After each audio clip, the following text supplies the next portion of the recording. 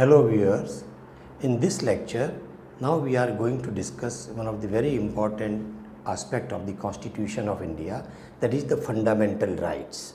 Before I come upon the topic fundamental rights, let me also share with you some of the initial provisions of the Constitution of India. Let us begin with Article 1. It says India, that is Bharat, is a union of states. Interestingly, in India only, this article uses two names for a country, India, that is Bharat. In my opinion, it should be either India or Bharat. Preferably, I would opt for the name of the country as Bharat. Then comes Article 2, 3 and 4. These articles, they give Parliament the power to create, merge or separate states which are the constituent units of the country. Parliament is empowered to create a new state, or two states can be merged. We have new states like recently the state of Telangana which was created. These are the provisions which empower Parliament to create or amalgamate or recreate the state's territory. Then we come to Article 5, 6 and 7 which deals with the citizenship.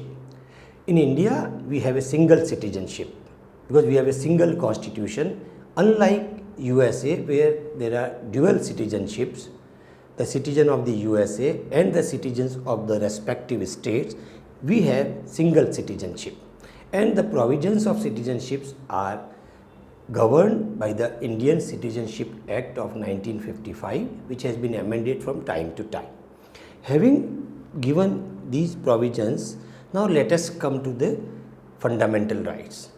Again, before I explain you the whole scheme of the fundamental rights, let me focus on two important articles which have a direct bearing, direct regulation for fundamental rights. Number one is Article 12. Article 12 deals with the definition of state, because the fundamental rights are applicable against state and not individuals.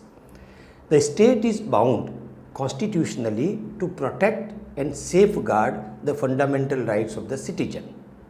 Therefore, we have to understand what is the meaning of state. In normal parlance, we would understand that the central government, the union government, various state governments, they are states, but it is not that easy. States include all the union and union and the state governments, as well as several instrumentalities of states.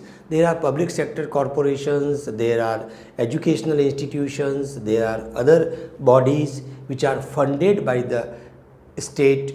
They also come under the broad definition of state, and against them also the fundamental rights can be enforced. In Ajay Hasia's case, Supreme Court has very clearly explained the concept of state. Now we come to Article 13, which says that any law which is contrary to the fundamental rights is void, is unconstitutional. This means that Parliament or the state legislatures cannot enact a law which can take away or which infringe upon the fundamental rights of the citizens. That is the sanctity of the fundamental rights, that is the importance of fundamental rights, and the law to that extent which violate fundamental rights will be declared unconstitutional. Here we call it as a doctrine of eclipse, means that particular provision, suppose a law has been passed and section 4 takes away the fundamental right of equality or the right to freedom of trade and commerce, then that section 4 of that particular act will be declared as unconstitutional. Although in subsequent amendments, right from first amendment, 24th, 29th and other amendments, some laws have been passed which take away the fundamental right through constitutional amendment, and they have been put into 9th schedule, which acts as a protective umbrella. We will discuss its constitutional significance little later, but ordinary law cannot violate fundamental rights, and state as defined in Article 12 cannot violate or cannot infringe upon the fundamental rights of the citizens. That is the importance of fundamental right. Now, let us come to the fundamental rights. Article 14 to 32 of the Constitution of India provide various fundamental rights. The source of our fundamental rights are derived from, if we go into history, 13th century, there was a Magna Carta, a charter of Magna Carta which was issued against the arbitrary power of the British king. That from there the journey of freedom, the journey of rights, civil rights of citizens begins. Subsequently, the French Revolution, again the people came out on the street and demanded the rights and liberties. Then we come to the Constitution of USA, wherein the several states, they refused to ratify the Constitutional Convention on the ground that there is no provision for civil and political rights. So the first 10 amendments in the Constitution were made, giving the Bill of Rights. So these are the Magna Carta, French Revolution, Bill of Rights, and of course the human right, the whole concept of human right as evolved by the United Nations from time to time. They are the bedrock, they are the guiding principles for the Indian fundamental rights provided in Article 14 to 32. Now let me also give you a brief sketch of the different fundamental rights as provided in our Constitution. Article 14 till 18, broadly they are covered in the category of right to equality. I will explain in detail what are the contours of the right to equality and how courts have interpreted it. The basic concept is that there should not be any discrimination and arbitrariness. It means there should be a rule of law that is enshrined in the concept of right to equality, which is provided from Article 14 till Article 18. Then we come to Article 19. It is also called as rainbow of freedoms because there are 7 freedoms. So, right to speech and expression, right to assembly, right to movement, right to reside. So, this Article 19(1) provides 7 important freedoms. Of course, there are certain reasonable restrictions on those freedoms. Then we come to Article 20. It is right against conviction, which include 3 major rights. I will discuss it separately. Then we come to Article 21, which deals with the right to life and personal liberty. Let me tell you, this Article 21 and Article 14(1), they are the smallest worded articles in the Constitution, but they have the highest and the widest possible interpretation given by the Supreme Court. So everything under the sun comes under the right to life and personal liberty. This Article 21 was later amended also, and another provision was added, that is right to primary education, right to free and compulsory primary education. So Article 21 provides 2 rights, right to life and personal liberty, which has been expanded by the Supreme Court to cover all types of rights, we will discuss them, and right to free and compulsory primary education. Then we come to Article 22, that is right against preventive detention. A person can be detained for the sake of the security of the nation, but there are certain safeguards which are provided in Article 22. Article 23 and 24, they deals with the right against exploitation. The people cannot be exploited. Then we come to Article 25, 26 and 27 and 28. 25 to 28, they deal with the religious freedom because we are a secular country. Therefore, state will not impose any religion on any person, and they deal with the freedom of religion, right to freedom of religion. Then we come to next right, that is cultural and educational rights, basically for minorities. because in a democratic country, the people who are in minority, maybe because of the language, maybe because of the religion, their interest must be protected. They must get the same treatment and environment to grow along with the majority. Therefore, Article 29 and 30, they provide the rights for minorities, which are basically cultural and educational rights. Then we come to Article 31, which was later repealed as a right to property, and an ordinary right was created. That is again a long story. We will briefly narrate that. And then we come to Article 32, right of constitutional remedies. This is very, very critical. The importance of fundamental rights lies in three things. One, it is a charter of rights against state. Number two, according to Article 30, no law can violate fundamental rights. And Article 32 and also Article 226, wherein a person can move to the High Court under Article 226 and to the Supreme Court under Article 32 to get his fundamental rights enforced, implemented against the state.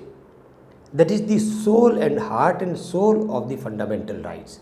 And there are various writs like habeas corpus, mandamus, prohibition, certiorari, quo warranto, which are applied by the court for redressal of the grievances of the citizens where their fundamental rights are encroached upon, or any law is passed, or any executive order, administrative order takes away the fundamental rights of citizens. They can straightway move to the Supreme Court. Let me share with you, Indian Supreme Court or Indian Constitution is a unique constitution where a person can go to the Supreme Court directly. Otherwise, in other countries of the world, no person can directly move to the Supreme Court. He has to move to the lower court, and then from lower court, as an appeal, he can move to the higher court. But for the enforcement of fundamental rights, a person can directly move to the Supreme Court or respective High Court under Article 226. So, Article 32 is a bedrock of fundamental rights, and with this scheme, the fundamental rights get a entrenched provision, or they are, we can say, they are on high pedestal than the ordinary rights. One may ask that suppose an individual encroach upon my fundamental right, suppose an individual makes a discriminatory treatment against me, it's a violation of Article 14 that says equality before law, or if an individual prevents me from expressing my freedom of speech, what remedy I have got? The answer would be that the fundamental rights are applicable against state and the instrumentalities of the state, not against individual. Does it mean that any person can violate my fundamental rights and I have no remedy? No. The answer would be, in that case, a person can move to the ordinary court.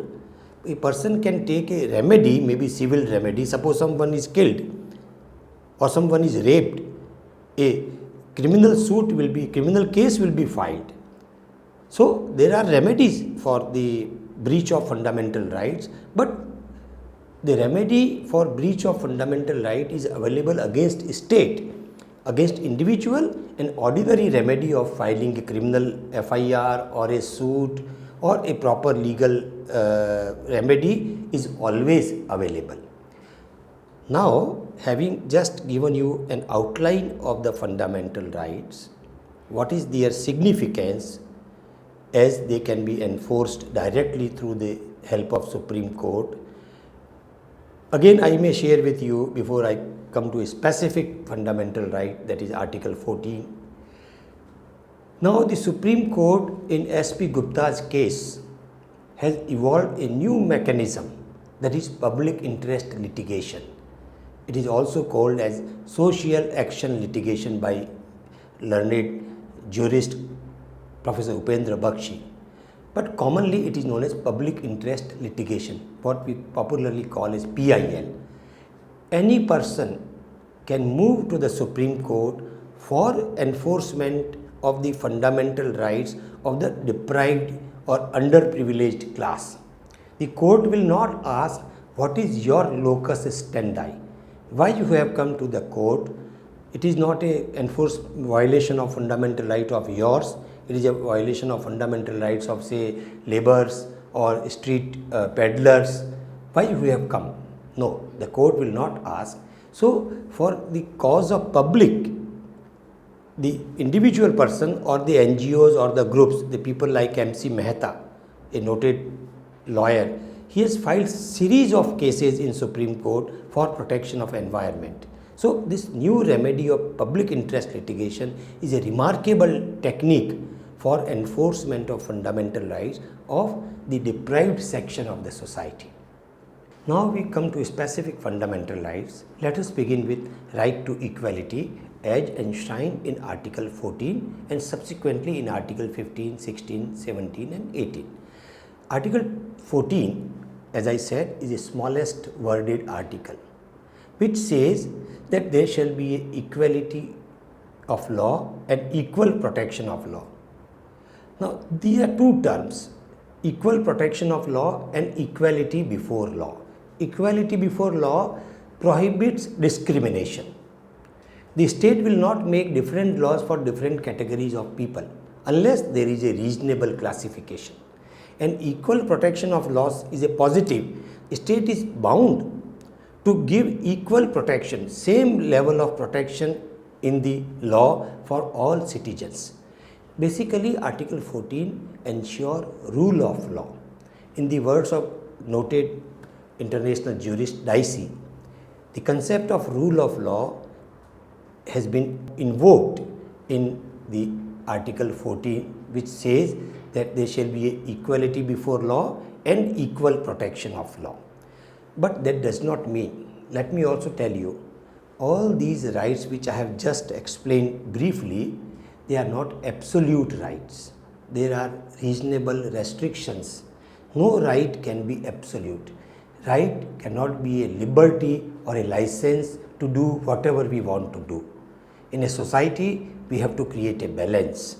So all rights, whether it is a equality or freedoms or right to life and liberty, they have certain restrictions. Those restrictions should be reasonable, and the court, Supreme Court and the High Courts, they can decide whether any restrictions imposed by the state is reasonable or not. So here also, when we talk of equality, equal protection of law, then immediately one can counter me, one can ask me, then why reservation for the backward classes, why reservation for the scheduled caste and scheduled tribes? It is a preferential treatment to a certain category of people.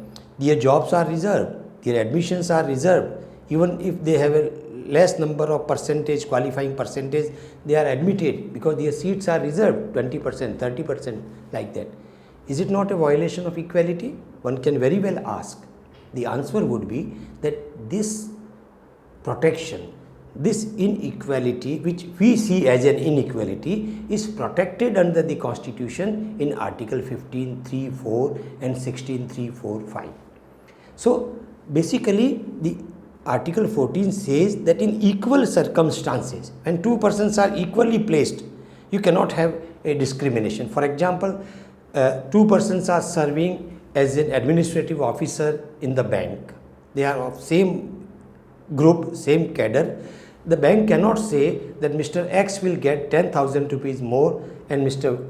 Y will get 10,000 rupees less. There is no ground for inequality. In lot of cases, State of West Bengal versus Anwar Ali Sarkar and Justice Tendulkar's case, the Supreme Court has very clearly demarcated that reasonable classification can be made. Class legislation cannot be made, but reasonable classification can be made. For example, there is separate specific provisions for the President of India. There are specific provisions for the safety and security of the Prime Minister and many other specially protected persons, they get the highest level of security. One can ask, why I am not given that level of security? Is it not a violation of equality? No. For a specific category of persons, there can be a reasonable classification. Even one single person, say for example President of India, he is a one person, he is a one position. There can be a separate law, there can be specific privileges for him. That would not be violation of equality. So we have to understand the contours and the scope of the right to equality. Then we come to Article 15. 15.1 says no discrimination on the ground of religion, race, sex, place of residence, that is domicile. State shall not make different laws for male and different laws for females, different laws for Hindus and different laws for Muslims. That would be a violation of the equality. But again we come to Article 15.3 and 4. State can make the law for the benefit of women. The reservation of women in educational institution, the specific provisions for the child. If a child below 18 of age commits a offence, he will not get same punishment which an adult person commits the offence, because he is a child, defined as a child, and he will be sent to the probation home, reformative homes. He will not be put into the jail. That is a differentiation, that is a permitted classification. So for women and children, specific laws can be made that would not be violative of equality. Again, for scheduled castes, scheduled tribes, and later on in Indira Sahani's case, Supreme Court also approved the reservation for the other backward classes. Article 15.3, 4 and 16.4 and 5 and 4A, which was added by later amendment of the Constitution, they permit in 15 reservation in educational institutions. In latest case of Ashok Thakur versus Union of India, the Supreme Court upheld that reservation for the economic and socially backward classes can be made in educational institutions. That would not be violative of equality. So these category of reservations, or what in USA is called as affirmative action, specific provisions for a specific class of people, preferential treatment, what we call. We all sometimes get agitated that why there is a reservation. It is a long story. Why there is a reservation for people who are less meritorious than the people who are more meritorious. And lot of debate is going on. Supreme Court has time and again in several cases, Indira Sahani fixed a limit that no reservation can exceed 50% of the total. Suppose there are 100 seats vacant in an office, not more than 50 seats can be reserved for scheduled caste, scheduled tribe, other backward classes. Supreme Court has very clearly demarcated it. But unfortunately, because of political reasons, because all political parties wants to allure, wants to get vote bank from these specific class of society, they give them a temptation that they will bring reservation. Recently, when we are recording this, elections in Gujarat are in process. Now political parties are approaching the Patel community that they will provide them reservation. In Haryana and Rajasthan, we witnessed the Jat Andolan. Lot of property was destroyed because they want reservation. Every community, even the Rajputs, the Brahmins, the so-called elite class of the society, they also want reservation under the Constitution. So this reservation, which was initially meant for scheduled caste and scheduled tribes, because they were neglected for centuries from the mainstream of the society, to uplift them, the concept of reservation came. But unfortunately, this has now become a big political issue, a big controversial political issue. And in my opinion, as a student of constitutional law, I believe that there is a need for a thorough debate, comprehensive debate and discussion on the need and justification of the reservation in modern India. I am not against the reservation, but there should be some standard parameters, some guidelines which all political parties should accept, and reservation should not be made as a tool to befool the persons for political gains. Having said this, now let me share with you Article 17 and 18. Article 17 says that untouchability is abolished. We know that Indian society was riddled with the curse of untouchability. The Harijans, what Mahatma Gandhi Bapuji used to say, Harijans, they were treated as untouchables, and their conditions now in villages and cities was very pathetic. So when we adopted the constitution, we declared that untouchability in any form is an offense, and now we have a strong law, Prevention of Atrocities Against Scheduled Caste and Scheduled Tribes Act, in which if any person practice untouchability, it is a non-bailable offense. So untouchability has been abolished under Article 17, and under Article 18, titles have been abolished. Now what is the meaning of title? Earlier, when we had a British rule prior to independence, there was a lot of titles, Rai Bahadur, Sir, and many other titles. They were used as a kind of temptation to the jamindars and the feudal people who were loyal to the British government.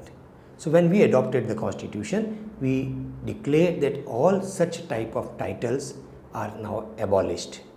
But the issue was raised in the court, Supreme Court, whether these grant of civic honors like Padma Shri, Padma Bhushan, Padma Vibhushan, Bharat Ratna, and the military titles for bravery and gallantry like Ashok Chakra, Mahavir Chakra, Paramvir Chakra, are they covered under the definition of title? The Supreme Court clearly said no, they are not titles. They are a reward of meritorious services to persons who serve the nation to the best of the capability. It is a kind of reward. So they are not titles within the meaning of Article 18. So this is how the right to equality has been shaped and interpreted by the highest court, that is the Supreme Court, and we can say that the right to equality is the bedrock of the rule of law. It's a bedrock, it's a strong foundation of a democratic country, and our constitution has made a very elaborate provisions, except, as I mentioned briefly, the reservation issue which need to be seriously debated now. Our constitution have a strong equality jurisprudence for people of India.